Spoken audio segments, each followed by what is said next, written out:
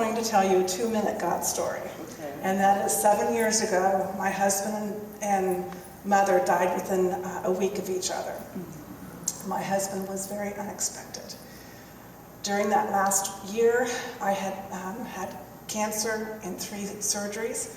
He had developed cancer and had end-stage liver disease, and he was in a wheelchair. Had been there for 30 years, married him when he was in a wheelchair.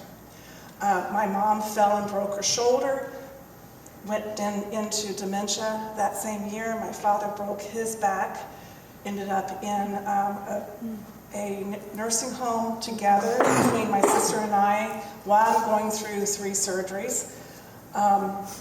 All this time, I'm numb, and then I was had to leave my house and my husband because of legal issues and safety on my part. He kept on calling the police on me, and I didn't want to lose my license. I'm an occupational therapist at a local hospital.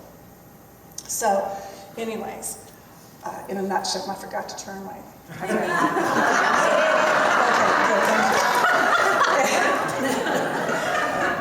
But during that time, I grew up in a very faithful, believing God house. Jesus was right there with me. I was numb, but every time I needed something, that radio was on, K-Love was on, or someone was calling me at 7:15 as I'm driving down 75 saying, I need to talk to you. Well, I will if you let me keep my eyes open. So, in a nutshell, 7 years ago when my slate was wiped clean, God helped me to be able to forgive them. It was through ministry.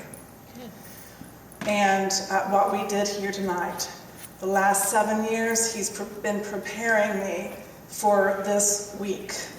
Because growing up as a believer, in a believing family and house, doesn't negate the fact that Satan will and his demons will adhere to you. And you have to be aware of that. And you can fight and fight and fight and say, Lord, why aren't you taking this away from me? Why can you not take this away from me? Okay, I'm just going to trust you. You're showing me to different things in my life or some skills. I'm just going to do that. So here I am. And let me tell you that my goals this year, because I always write goals in December, whether I make them or not, was think big, no fear, peace. And I'm finding that here this week with being able to cast out those demons and knowing what it means to have authority over them and knowing what the blood of Jesus is all about. I've heard that all my life, but knowing that I have that authority to be able to do that, so that when I go down on the floor at the hospital and there's a woman that I took care of last Tuesday that literally screams to talk. She's 400 pounds, she just cannot get out of bed. I take care of cancer patients also, both sides of the fence now.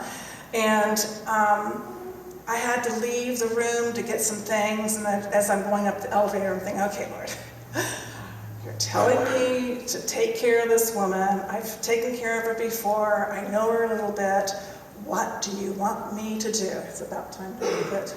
Time is up. Time is up, okay. So basically what happened is I was quiet, and she settled down. And when I went back in that room, I said, I know there is a kind person in there.